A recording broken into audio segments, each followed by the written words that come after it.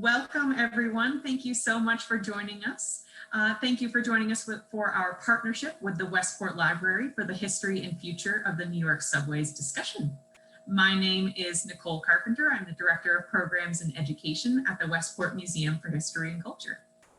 If you've enjoyed all of the programs that we have been doing over the last couple of months, or you want to know about programs in the future, I definitely encourage you to follow us on all of our social media handles. You can also check our website at virtualhistorywestport.org for more information on our events and programs, including our 11th annual Lantern Tour happening this Saturday. Now, quickly to set the stage for our discussion this evening on subways, I'd like to tell you a little bit about the railway in Westport, a little bit of its history. In the years immediately after the incorporation of Westport in 1835, progress of various kinds came to town in very rapid pace. The construction of the New York and the New Haven Railroad in 1840 dramatically changed both the landscape and the face of Westport. Many of the original railroad construction workers were Irish immigrants who settled in the Saugatuck area, calling it Little Dublin. Some 20 years later, Italian immigrants worked on the expansion of the system. Once again, Saugatuck housed these workers, creating yet another distinct neighborhood, Little Italy. From its completion, the railroad rapidly replaced the waterways as the primary method of shipping goods and services up and down the coast and out to the larger nation. And as a result, the vibrant port of the Saugatuck River in what we know today as downtown Westport lost its standing as the commercial hub of the town. Westport shifted from an agricultural town to a summer destination during the 1920s, bringing creatives and businessmen to town. And during the later half of the 20th century, increased travel convenience drew families from New York to create the suburban commuter population our town is known for today. I want to turn things over to Jennifer Keller with the Westport Library and our wonderful speaker for this evening. Thank you, Nicole. It's always good to learn something. Thank you. I'm Jennifer Keller. I'm from the Westport Library, and I am so excited to be partnering with the Westport Museum for History and Culture again. Tonight's speaker, Clifton Hood, is professor at Hobart and William Smith Colleges, where he teaches courses about the history of New York City, American urban history, American environmental history, and the late 19th and early 20th century of the US. He received his PhD from Columbia University. He's also the author of several books, including 722 Miles, The Building of the Subways and How They Transformed New York, and is currently working on a book about imposters in American history and another about Pittsburgh. Hood has published scholarly articles, op-ed pieces in the New York Times, the New York Daily News, Newsday, and the Pittsburgh Post-Gazette, and has appeared in several American Experience and other historical documentaries. Just in case you want to read up on subways after this, you can learn more about 722 Miles, his book, which is still in print, through the event webpage from the Westport Library. During this event, if you have any questions for Professor Hood, please type them into the Q&A tab at the bottom of your screen. And without further ado, here is Professor Clifton Hood. Thank you, Jennifer and Nicole, and hello to everybody out in Zoom world. Thank you for participating tonight.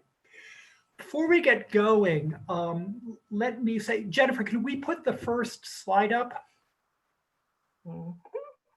Coming. Oh. Thank you. Oh, hold on. Small problem. Hold on. I'm there. I'm really here.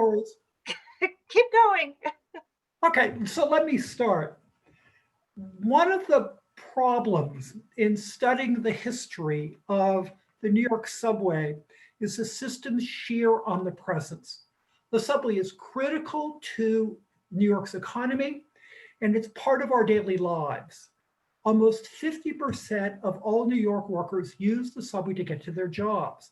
The subway is New York City. Every single New Yorker knows or thinks he or she knows what the subway is like. and their views are often negative. Before we get going further, let me just say that the slide you're looking at right now is of the City Hall subway station, which opened in 1904 and which closed in 1945. It is almost directly below City Hall, and I'll be coming back to that in a little bit. My talk could have been entitled, "What would it take to fix the subways?" I'm going to give you my answer now, and then I'll spend the rest of my time circling back and explaining what I mean. From the 1920s, the subways have suffered from two interrelated problems: a chronic shortage of money and a lack of a political structure that can sustain this extremely expensive system. These problems are still with us today, and they become enormously aggravated by the pandemic, which has been a disaster for the city's transit system as for so much else in our lives. These two problems, in turn, can be attributed to a number of other factors. First, an ideological expectation that the subways should pay for themselves as much as possible. This is a holdover from the days when the subways were run by private profit-making companies, and it's also a reflection of a general and selective American opposition to big government and public subsidies. Second, a popular aversion to poor subway service that's existed almost from the outset, and that creates pressures for cheap fares and high quality service. You don't get these things together, but people want them together. Third, the transition in the 1930s to the federal government's becoming the prime source of transportation funds in the United States. A federal government that was overwhelmingly committed to the private automobile and to highways, and it has rarely been much enamored of big cities.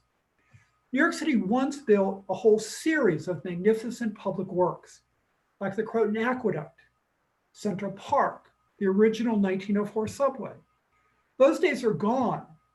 Now the federal government makes the key decisions, as we can see from the troubled Gateway project to build a rail link below the Hudson River from New Jersey to New York City.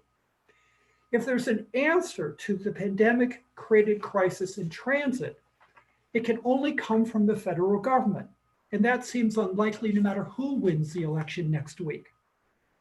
The result of all this is a fractious political climate, where structures like the Transit Authority were ultimately created in order to insulate decision makers from demands for service improvements and low fares, and to ensure that just minimal investments were made to maintain and extend the subways. That flawed political culture shapes our expectations about the future. We become fatalistic. Most people don't believe that current conditions, even pre-pandemic current conditions, can ever improve. We lack ambition and imagination. So tonight, I'm going to begin by looking at the subway's earliest days, just after the opening of the first interborough rapid transit line in 1904. I want to examine that period primarily to show that there was a time when New Yorkers had much higher expectations than we do today. A time when the subway really was a magnificent public work, as I hope you can see from the slide. Then I'll survey the subway's subsequent history. Let me put this in context. New York subway was built in three main stages. The contract number 1 and number 2 subways were the first stage. They were constructed between 1900 and 1910. This project involved a private and public partnership. The subway was owned by the City of New York, but it was operated by a private company, the Interborough Rapid Transit Company, or IRT, under the terms of a long-term lease. The second stage, known as the dual system, was built between 1913 and 1925. The dual system doubled the length of New York's rapid transit mileage. It built on the financial successes of the first leg of the IRT. So it was so profitable that investors thought, well, we can make even a greater killing. The dual system employed the same private-public management structure that the original subway did. However, it consisted of two separate networks, one operated by the IRT the other by what became known as the Brooklyn Manhattan Transit Corporation, or BMT. And when I say there are two separate networks, I mean it. The maps of one subway system didn't include the lines of the other subway system. So if you think it's hard to transfer from one line to another line in New York City today, there's a reason for it. Barriers were put up. 3, the third stage of main subway construction, the independent subway system, or IND, opened between 1930 and 1940. It's the smallest of the 3 stages, and there's a reason for that. Unlike the IRT and the BMT, the IND was built and operated entirely by the municipal government. And there was a reason for that too. The earlier system of private-public management had been controversial and politically charged. The IND's name reflected its planners' goals of achieving independence from what they saw as the greedy and monopolistic private companies, the IRT and the BMT. The subway system was basically completed by 1940. A few lines have been added since the 1940s, but the period of major subway construction ended in 1940. A map of the system in 1940 looks an awful lot like a map of the system from 2020. Yeah, there are exceptions, and we can talk about that, but by and large, that's the case. That's when the federal preference for highways kicked in the 1930s and 1940s. Another thing to keep in mind is that mass transit has always been unusually important to New York City. That is as true today as it was in the 1890s when the first subway was planned. It's also true earlier. 19th century New York City was early off the mark with horse omnibuses in the 1830s, and it innovated horse railways and elevated railways. There are 2 reasons for this. First, the city's difficult geography, and second, its high population densities. Let's consider geography first. New York is a water city. A friend used to say that she was born on a small island off the East Coast. People guessed Martha's Vineyard, Block Island. She meant Manhattan. New York City sprawls, we know, across several large islands, Manhattan, Staten, and Long Islands. It's divided by major waterways, and only the Bronx is attached directly to the North American mainland. It centers on Manhattan Island, 13 miles long, 2 miles across at its broadest point, and containing only 23 miles of territory. We know this geography because we look at maps of the city. But in a way, the subway, the vehicular highways and bridges have conquered that geography, and we can in a way forget about it.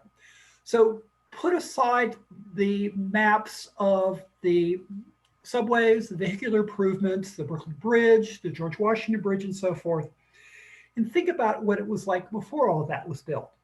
That geography put a premium on fast transportation. Unsettled land wasn't readily accessible in Manhattan. It lay atop a long, narrow island or across a major waterway. The second factor was rapid population growth. In 1800, New York City was the second largest city in the United States after Philadelphia. By 1900, it's the second largest city in the entire world after London. You could be born in same neighborhood, same house in 1800, live your entire life, never leaving that house or that neighborhood, and the world around you would be transformed beyond your wildest imaginations.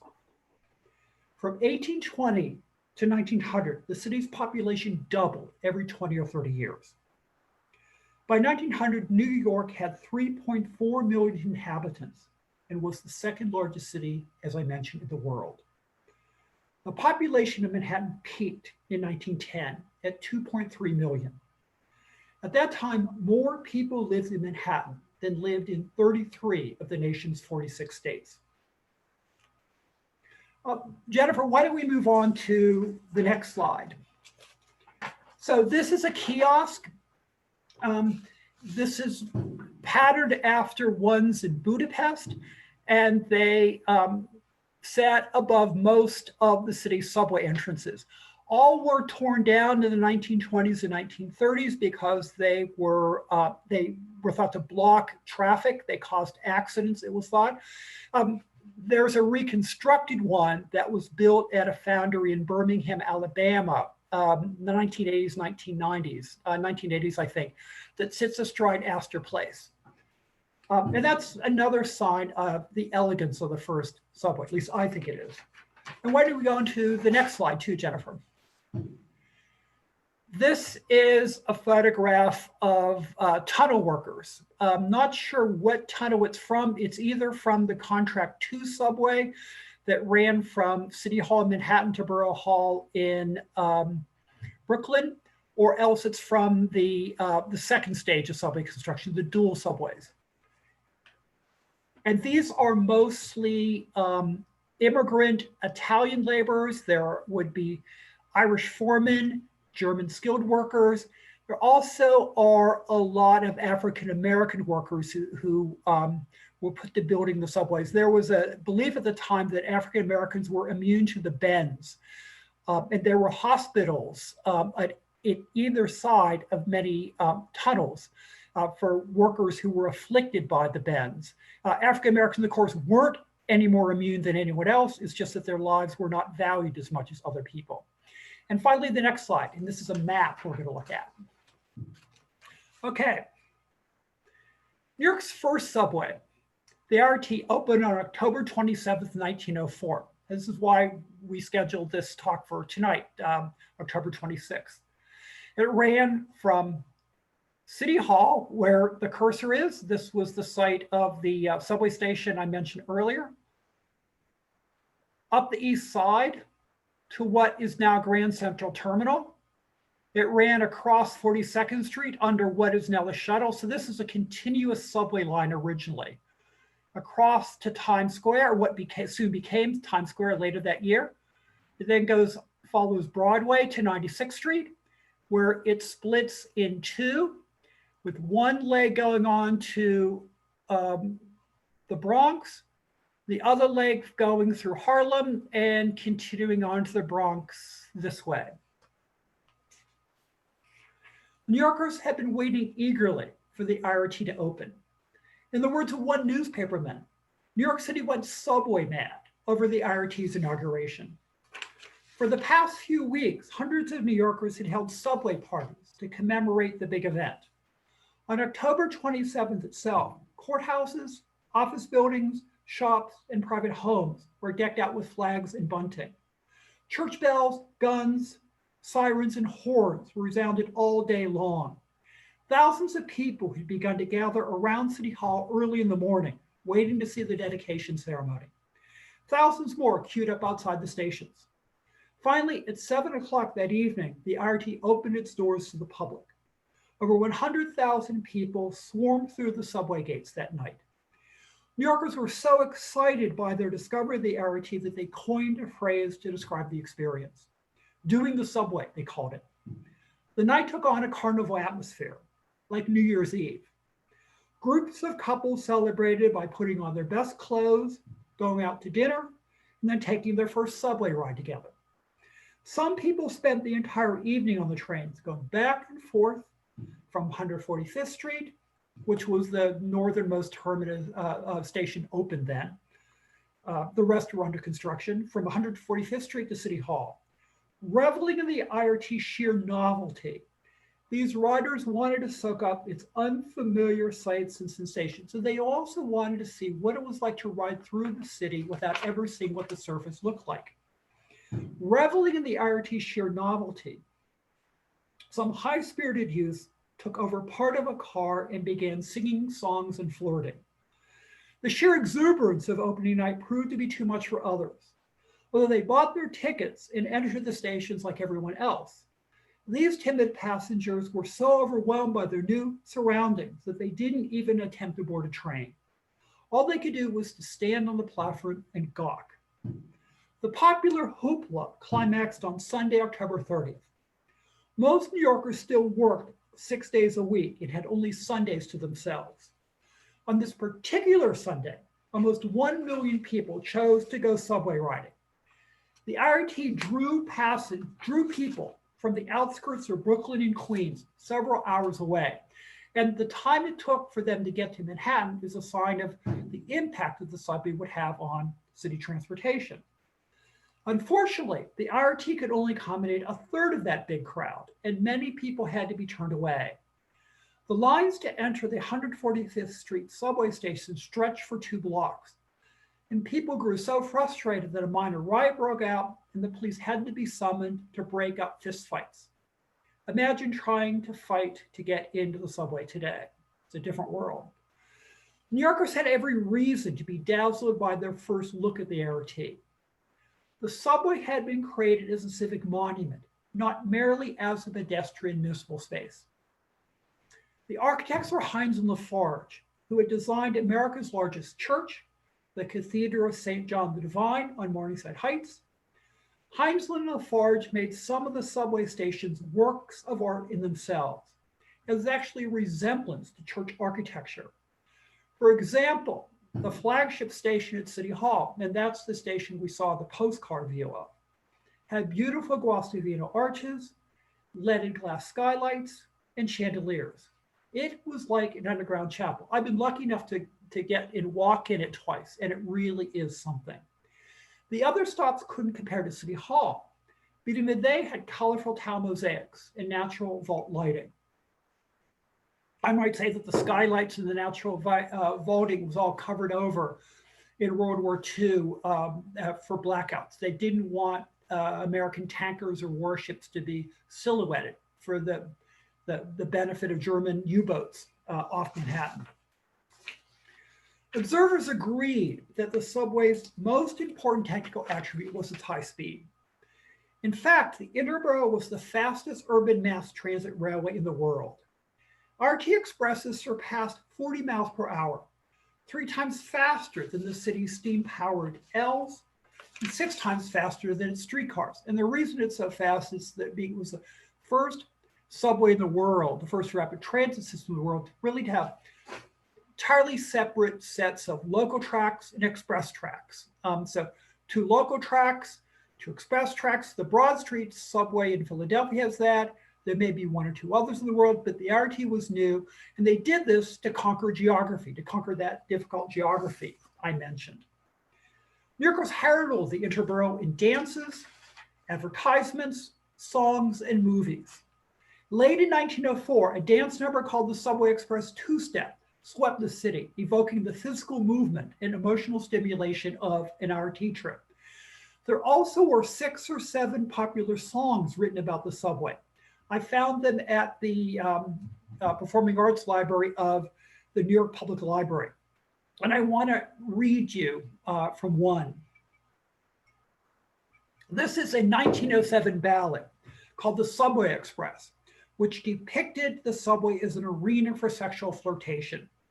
In this ballad, the motion of a crowded rush hour express threw 2 strangers, a young man and a young woman, into each other's arms. As the train sped from Lower Manhattan to the Bronx, they fall in love. Boy, it was in no sheltered nook. It was in no babbling brook when romantically we met. Girl, oh, the scene I can't forget. We were thrown together on the Subway Express. Boy, you were clearly all at sea as wildly you clutched at me when around the curve we swung. Girl, yes, and though I lost my tongue, I made a hit with you, you must admit. Boy, yes, you hit me in the back. And as around and around you flew, I inquired if I could tender a supporting arm to you. Girl, and she's being a proper Victorian young woman here. Girl, to which I answered, no, sir, when the guard yelled, move up closer. And clearly there was nothing else to do. Boy, we met down at Spring Street, and then upon my word, girl, I thought I'd known you all my life when you reached 23rd. Boy, you won my heart at Harlem. Girl, at the Bronx, I murmured yes. Boy, we lost no time in that hour sublime on the Subway Express. The boy and girl had experienced an epiphany that changed their humdrum daily routines into something magical. This is an instance of, we could say, technological utopianism that was later affixed to newer inventions like the aircraft in the 1920s, fast cars in the 1920s, computers in the 1990s, and more recently. We don't really expect to apply it to the subway with what we see when we ride it today, but it was in that realm early on. As this young man and young woman were taking an ordinary ride home during rush hour, the sensations of speed, noise, and motion of modern technology as they understood it suddenly invested their trip with sexual adventure.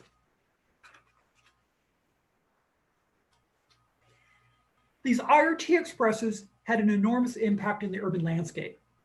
They brought vast reaches within easy traveling time of downtown, triggering a gigantic construction boom that tripled the size of the built-up territory. The IRT redefined entire sections of the city. Today, New York City is the archetype of urban density, at least in the United States. Compared to other American cities, New York is obviously big and crowded. But we sometimes forget that our New York City is a much different place from the New York City of the early 20th century. More than anything else, it's the subway that decentralized the population from Manhattan and led to the development of the outer boroughs. The subway system overcame New York's river barriers and made the city an economic unit. It had become a political unit with the consolidation of Greater New York in 1898, the city of the five boroughs. The subway turned what was simply a political unit into an economic unit. That process began with the first stage of subway construction. In 1900, many parts of the Eastern Bronx were farmland, where crops like potatoes and cabbages grew. But the subway set off a wave of construction that engulfed it. Between 1904 and 1917, a process of rapid, comprehensive urban development occurred that was repeated throughout the Bronx, in neighborhood after neighborhood that lay along the IRT. Today, farms, villages, and country estates. Tomorrow, a city. The most common form of residential building was the new law tenement. From 1904 to 1914, 6,000 new law tenements were erected in the Bronx. This concentration of tenements formed, in the words of the New York World newspaper, a distinctive subway zone of flat houses that made the Bronx synonymous with low-income housing of relatively high quality. To working-class New Yorkers who longed to escape from Manhattan's crowded slums, the Bronx represented a way station on the road to the middle class. Although the poorest could afford neither the time for commuting nor the rents and stayed where they were, the Bronx was a possibility for most semi-skilled and skilled workers. Thousands of people moved there and settled in solidly ethnic communities like East Tremont and West Farms. For this generation of Jews, Germans, and Irish, the Bronx was a promised land. The subway's enduring legacy was that the lives of New York's poor citizens became fuller and more productive.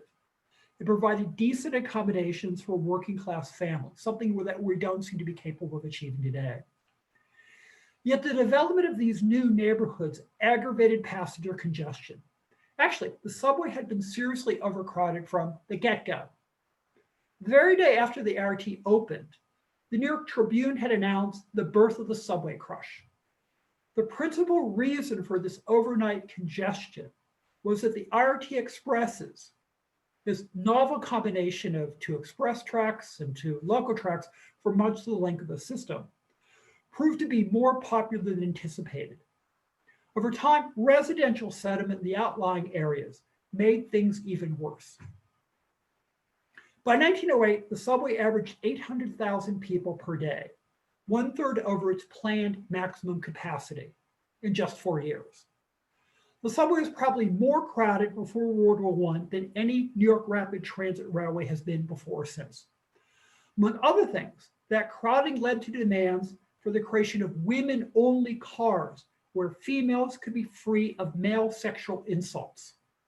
Insult is the 19th, early 20th phrase for what we call sexual harassment, and it was ubiquitous. That never happened. These cars were never implemented on the IRT, mainly because it would have cut down on the company's ability to jam anybody they wanted to into the cars and make as much money as they could. But that policy was implemented for a while on what is now the PATH subway, running between New York City and Jersey City and Hoboken. That severe crowding resulted in demands for the building of more subways, leading to the next two stages of subway construction during and after the First World War. Jennifer, could we see the next slide?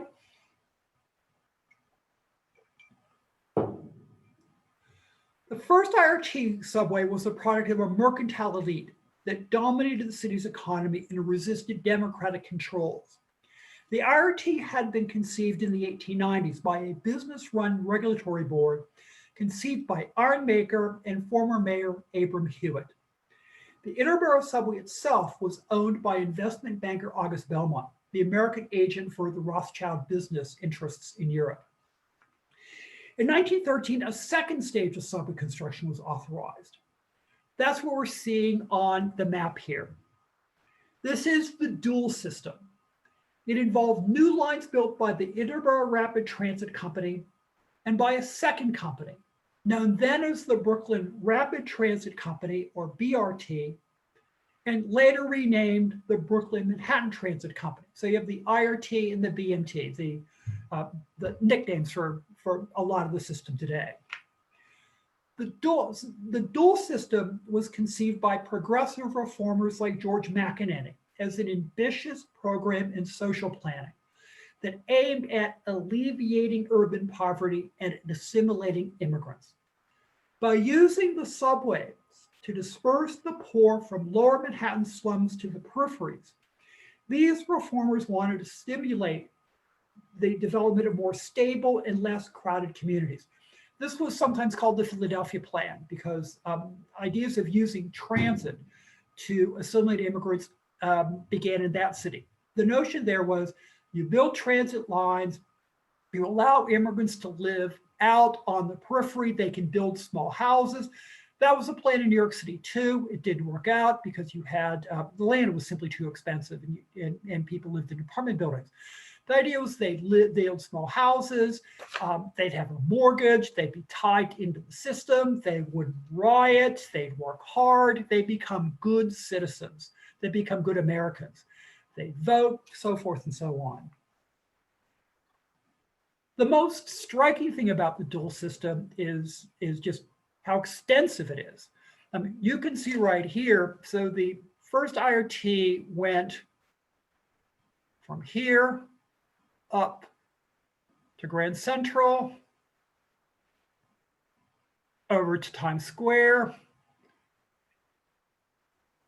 Here's 96th Street, and it continues into the Bronx along both of these legs. Well, it's dwarfed by the dual system. Partly that is a legacy of the fact that the IRT made so much money. Entrepreneurs now want to get on the action. They think that we'll be able to coin cash too. We can just make a fortune by building more subways. The dual system doubled the city's rapid transit mileage. And that includes not just the existing subway, but all the elevated lines that ran in Manhattan and also in Brooklyn.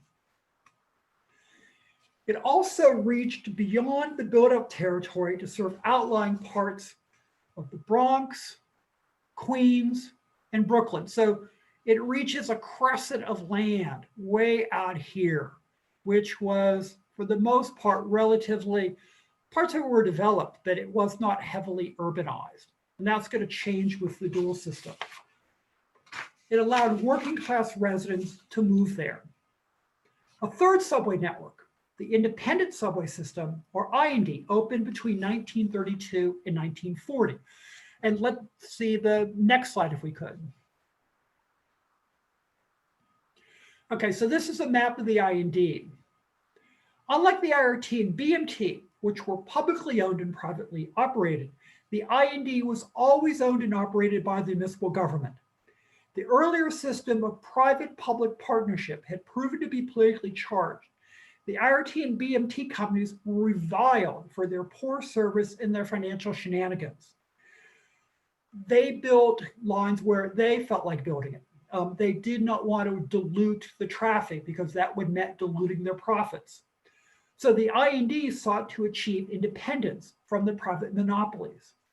The IND was the last major phase of subway building. Afterwards, the city and the nation built highways rather than mass transit. The subway itself was the last great urban public work, like the Croton Aqueduct that New York built itself, except for the IND's 8th Avenue line, which received grants from the New Deal's Public Works Administration in the 1930s. The first 3 stages of the subway were entirely funded by the municipal government.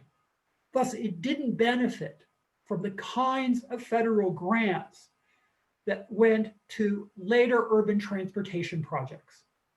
Well, New York City has had to support its own transit network.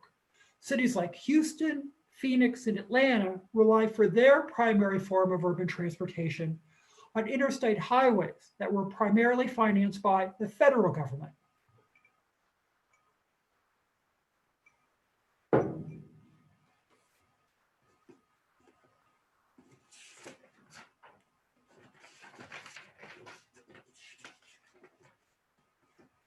We can go to the next slide.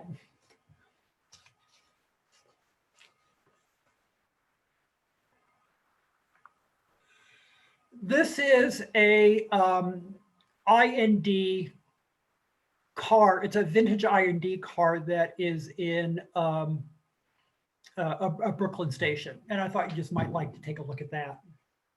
By the 1920s, New York's rapid transit system was already in difficulty.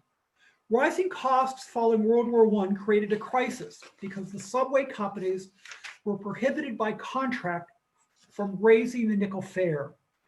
The company's demand for a fare hike met resistance from a public embittered by the despised private companies. This financial crisis led to disinvestment in the subways through the deferral of maintenance and repairs and to cutbacks in new rolling stock purchases. The story that Frank Headley, the general manager of the IRT subway in the 1920s, saw a car with freshly cleaned windows. And he said that when he went back to the office, he raised hell to find out who'd spent the money on something as trivial as that when they were hemorrhaging cash. The world's most complex and largest transit system had been found inadequate, a perception with serious political consequences. The political culture of New York City's rapid transit system featured strong popular pressures for a low fare and for high quality service, as well as ideological opposition to public investment in the private subway companies. This fractious political culture discouraged government subsidies for rapid transit. It also was just paralyzing. In 1940, the city of New York unified the 3 separate subway networks into a single municipally run network. This had everything to do with the Depression. There was fear that the private IRT and BMT companies would go bankrupt, that they would quit providing service. This would be a further disaster on top of the Great Depression.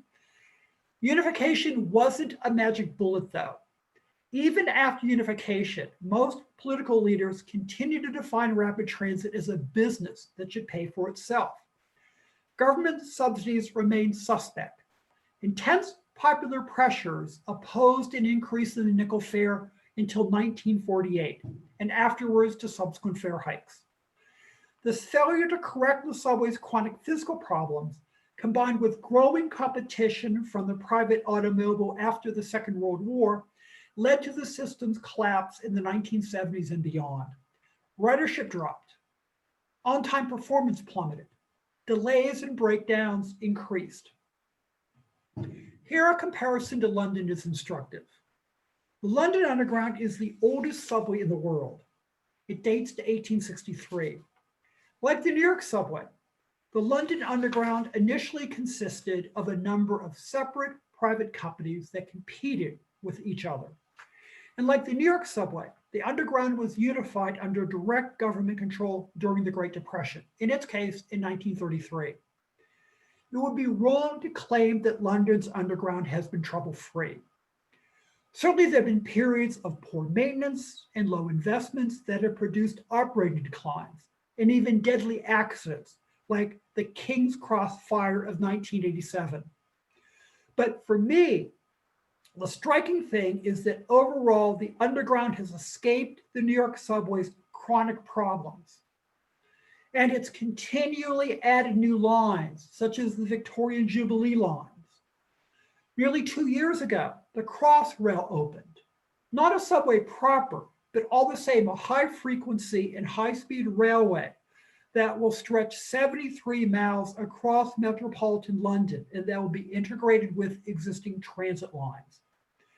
Why is London better off than New York City? I'd attribute it to greater support for government investments and to the showcase effect that a national capital like London enjoys. New York subway has contributed to the modern city by reinforcing the city's singularity. That is, the extent to which its demographic and spatial patterns differed from those of other big American cities.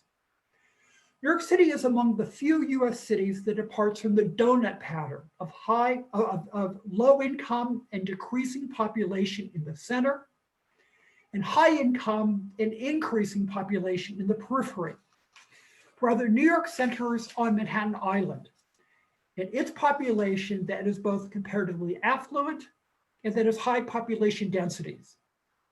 That in turn contributes to many of the city's characteristic features: its rapid pace, its emphasis on consumption and on fashionability, and its 24 hours operation.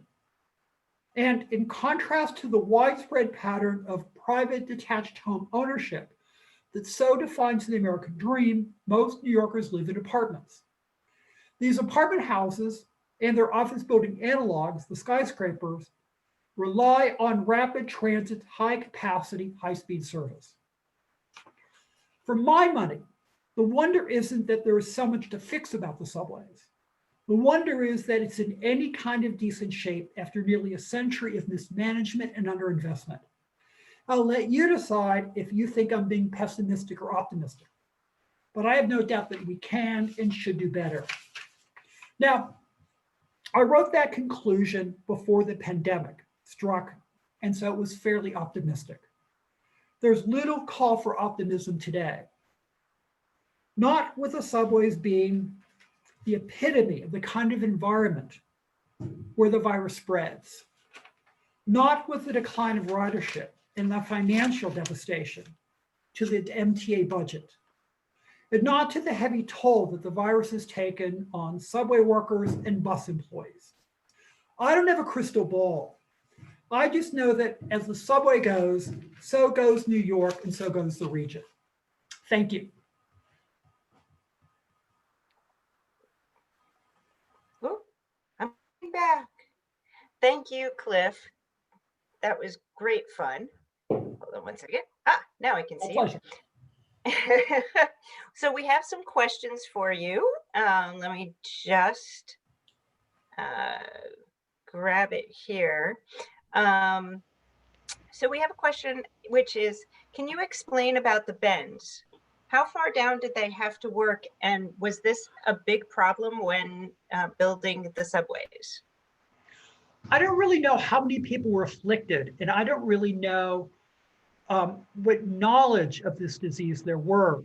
I just know that it was a concern and that there were these hospitals on either end of some of the tunnels that were built in, let's say, before 1920 or 1925.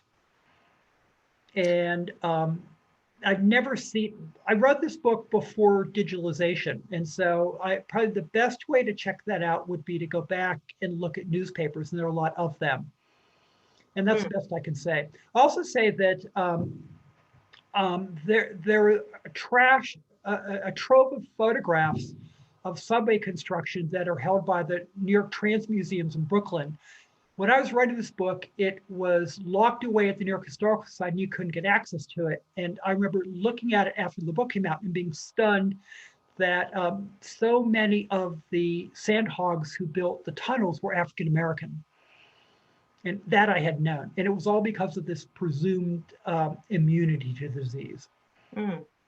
And since there was so much learned about building subways from New York City, do you know if other cities really used that information about, I mean, did any other city ever have 3 independent lines from each other, or? Well, London did. London had many more than that. So if you ever go to the Tokyo subway, it looks a lot like the New York subway. And there's a family resemblance there. The other thing is that the chief engineer of the 1904 subway, a man by the name of William Barclay Parsons, was the principal of Parsons Brinkerhoff engineering firm, and he was involved in projects around the world. He was one of the designers of the Panama Canal. But one of the things that he and other designers, other of the engineers who worked on the first subway did was travel around and consult on subway and other transit projects in Europe and possibly in Latin America too. So there were lessons learned and they're applied, yeah. Oh, good. Hopefully making connections easier. Yeah. So we have another question. Is the solution to the subway maintenance issues embracing government subsidies and local control, or should the construction of new lines take a backseat to maintenance, or should both be done at once? What do you think is the way to sort of fix that sort of loop? Well, what I would say is that ought to be a false choice, because there are still parts of the city that are badly served, that now being called transit deserts. The fact that it's taken almost 100 years to build a single leg of the Second Avenue subway seems criminal to me. And yet, why should we have to choose between terrible maintenance and a lack of subway construction? I mean, one of the great sources of improvement the last 20 years was that there has been an extension of subway lines. The 7 line extended from Times Square over to the Hudson River.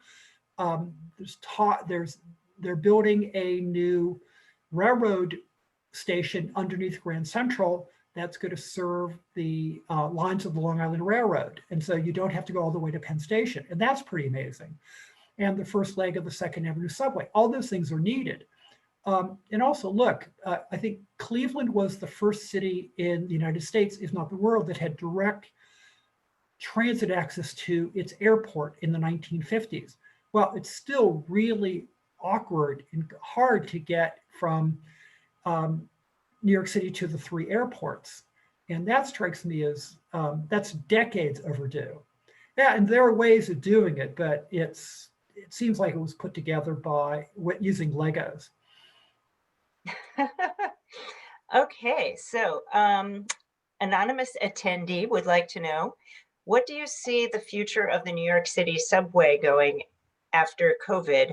And do you think this would be the same as in other cities as well? I think it's going to be a disaster. I don't know where the money's going to come from. I think there is going to be a need for money to do all sorts of things. It also partly depends on when the pandemic is over, and nobody can say. And will we go back to the old normal, or will we be dealing with this disease in some way or shape for a long time?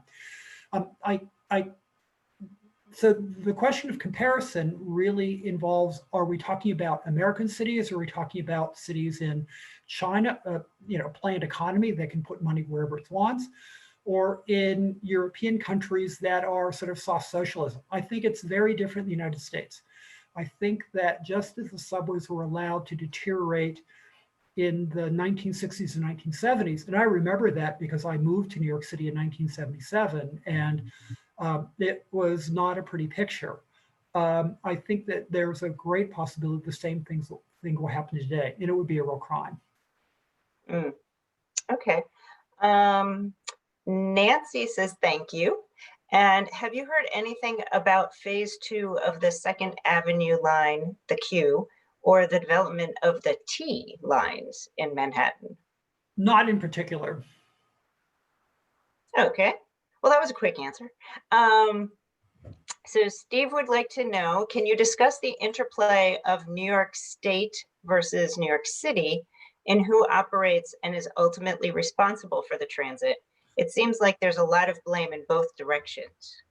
Well, how many hours do we have? I guess the answer is um, New York State, New York City. I mean, there's in the United States, state governments have enormous power over city governments. That's true in this state as well as other places.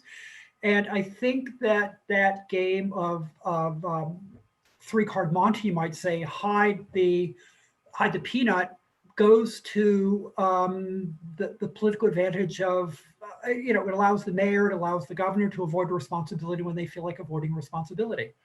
And I think that's an old game that's been played with the subway. It's a way of kicking the can down the road so that nobody has to take charge and figure out what to do about it. Okay. I have a question here that asks, how much did it cost to ride in those days, which I'm guessing is the very beginning, and how that was 5 cents, I think you said? That was 5 cents. And a New York Times newspaper cost 5 cents in 1904. So that gives you an idea of what 5 cents was worth. Okay, great. Also, Mark from Oregon says that he loves your book. So great, I love Mark. That sounds good. And he wants to expand the system, but he lives in Oregon, so he's not getting to our New York City very quickly these days, is he? It's impressive that he's calling in. I know. Thank you, Mark. Can you tell us a little bit more about the remnants of the divided systems and how they affect the subways today? I know sometimes it's hard to switch lines, but is there anything else? Well, I'm trying to think of a concrete example, and I can't write off the top of my head. I guess what I would cite is the Times Square station, which just seems like spaghetti thrown down, and you're finding your way through this. Maybe the West 4th Street station too. This was also an issue in London, which again had the same pattern of separate and competing companies that ignored one another on their maps. But London not only built new lines, that it spent a lot more money connecting these lines. There's something of that goes on in New York City starting in the 1940s, 1950s, but not nearly as much. Great. Well, that's to be it for the questions today. That was a good number of questions. Yeah. And so on behalf of the Westport Museum and the Westport Library, I'd like to thank you for coming to Westport, Connecticut, such as this is. We appreciate it. And thank you so much for teaching us more about the subway system that we have all used at some point in our lives. This is just, it's nice to know where it came from. Yeah. Thank you, Jennifer. This was really fun. And thank you, everybody who participated and watched. Have a great night. Yes. Thank you. Hope we'll see everybody at other programs soon. Bye-bye, everybody.